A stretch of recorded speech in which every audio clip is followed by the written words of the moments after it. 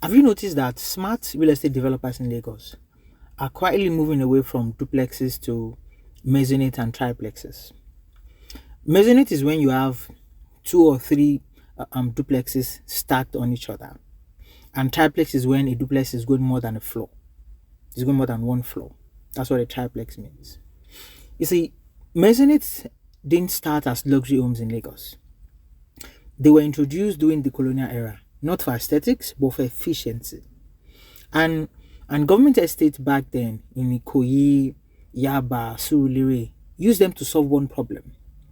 How do you house more people on limited land? And that problem has only become worse in today's Lagos. You see, Lagos is not a land city, it's a water city. Over 60% of Lagos is water, and less than 40% is actual land. So in Lagos, every square meter matters. Every square meter. Now look at today's market. Land prices have gone up. Infrastructure costs have gone up. But duplexes still consume too much land for the value they return. Now, from an investment perspective, that math no longer works. Maisonette and triplexes now do something smarter.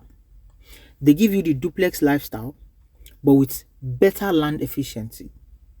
You get vertical separation, privacy, premium living, while increasing your yield per plot.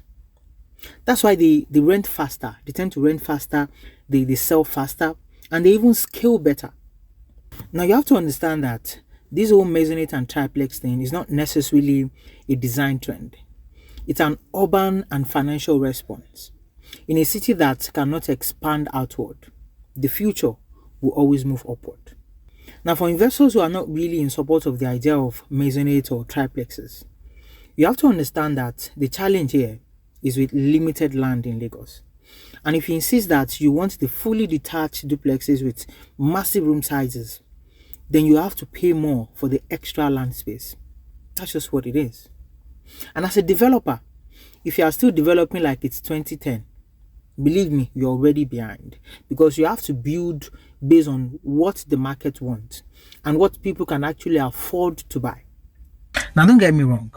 This is not to say building semi-detached or fully detached duplexes is not a good option anymore. That's not what I'm saying. The point here is that for investors, anytime you see a semi-detached or fully detached duplex selling for an amount that you think is outrageous compared to what a Maisonette is selling, you should understand the difference in price is because of the extra land space that the semi-detached or fully detached duplex is occupying. And for developers as well, before jumping on any project, you should carry out proper market survey and really understand what people really want, what people can really afford in that location, what can fly. There are some locations now that you can't build a semi-detached or fully detached duplex there. That property will stay long on the market with nobody buying it. Not because people don't want it, because they can't afford it.